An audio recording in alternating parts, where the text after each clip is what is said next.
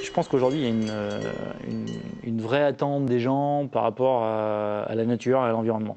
Une vraie attente de se confronter, de se développer aussi, de rechercher de l'équilibre, même du bien-être tout simplement à travers cette confrontation, cette capacité à se développer, à trouver des solutions soi-même, etc. Quel que soit son niveau. Donc ça, c'est vraiment chouette. Les risques, ils sont quasiment toujours les mêmes quand il y a de l'adrénaline. C'est l'euphorie, je pense. Ça paraît bête, hein, mais on va penser altitude, machin, truc. Non, moi je pense qu'à partir du moment où je commence à me sentir trop bien, je suis en danger. Mais c'est toujours pareil, je me fais cette réflexion tout le temps. À partir du moment où je suis trop bien, je diminue ma vigilance et je vais peut-être faire des trucs que j'aurais pas dû, quoi. Moi je suis porté par ce que je vais gagner à la fin. Pas gagner, pas le record, pas la médaille, pas le machin. Ce que je vais gagner intérieurement, en fait, ça me paraît tellement énorme par rapport à ce que je ressens comme douleur à chaque fois que c'est y a même pas, je discute pas, quoi. Je me dis bah oui, enfin, on va pas perdre de temps plus avec ça, quoi. On est vraiment dans le bien-être, en fait. C'est un peu comme si on était sur un coussin, enfin, ou un nuage, ou, enfin voilà, on se sent détendu, en fait. Donc cette détente-là, enfin, ça fait tellement de bien, quoi. Mais on est détendu physiquement comme psychologiquement. C'est-à-dire que jamais je réfléchis autant qu'en faisant du sport. Mais j'ai des idées, je me fais peur, tellement j'ai d'idées, quoi. Je, je vois des trucs, parce que je suis tellement libéré que j'ai jamais été aussi productif. Le jour vient de se lever en quelques minutes. Et oh magie,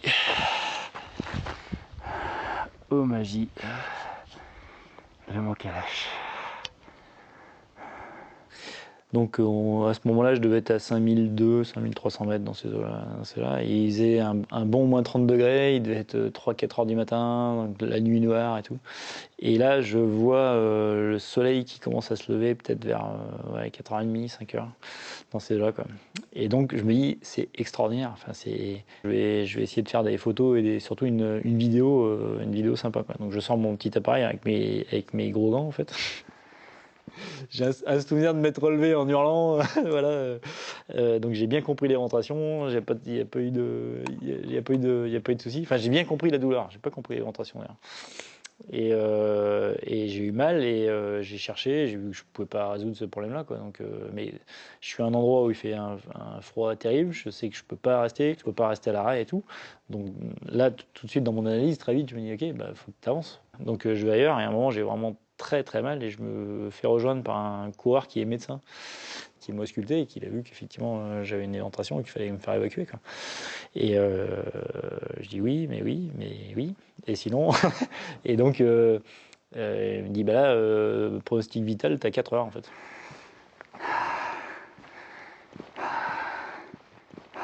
En fait, avec le doigt, ils m'ont rentré l'intestin à travers un micro-trou, quoi.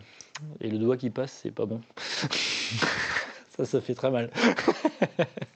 Donc ils m'ont couché, interdit de bouger, amené à manger pour pas que je bouge et tout. Et je leur ai dit non mais c'est bon, la douleur elle va passer pendant la nuit, demain je recontinue avec vous. Il y avait d'autres étapes à faire en haute montagne et je dis je recontinue avec vous. Et non, t'es évacué demain. Et donc je me suis levé la nuit, je crois vers 3-4 heures du matin avant que tout le monde se lève. Pour aller tester en fait. Je dis avec un peu de chance, si je vois que ça marche et que j'ai mal, ce sera qu'une douleur, donc ce sera à moi de l'interpréter correctement, mais si ça tient, c'est bon, quoi. Et malheureusement, c'est ressorti, j'ai eu le droit à une deuxième manipulation et j'ai compris qu'il fallait me faire évacuer. J'ai besoin de ça, oui, c'est clair, ça fait partie de mes besoins permanents, hein. De me titiller, de voir que je suis en vie, de voir que je suis encore capable, quel que soit le domaine, voilà, que je suis opérationnel, quoi. Je suis pas en train de m'encrouter. Ça, c'est hyper satisfaisant, en fait, d'aller chercher ces petites doses d'adrénaline comme ça, quoi. Je pense avoir passé le cap de l'addiction. Pas du besoin de la dépendance, mais de l'addiction. Mais il y a 15 ans de ça, je me revois travailler. Alors moi, quand je travaille, je finis souvent, il est 2, 3 heures, 4 heures du matin, parce que j'aime ça, parce que je prends du plaisir. Et de me dire, ah, il est 23h59, j'ai pas fait de sport. Et là, il faut que j'aille le faire. Pour me dire que j'ai fait mon sport aujourd'hui, en fait. J'en referai demain, c'est pas grave, mais Je me dis que je suis un vieux con, que j'aurais dû vivre à une autre époque en fait. Ouais, j'ai beaucoup de mal avec.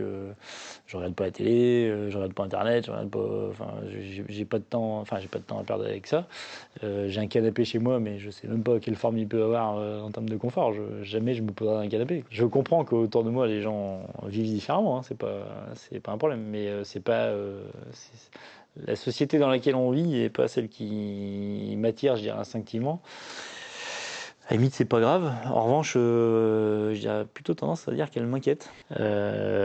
Si j'avais un accident, si j'étais paralysé, si je ferais du sport autrement.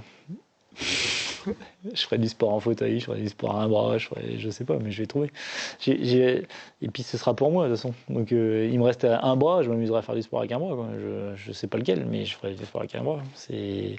J'aurais pas besoin de la performance, j'aurais juste besoin de me dire que j'ai trouvé une solution au fait qu'il me manque 3 membres, mais il en reste un qui est valide, donc je peux faire quelque chose avec.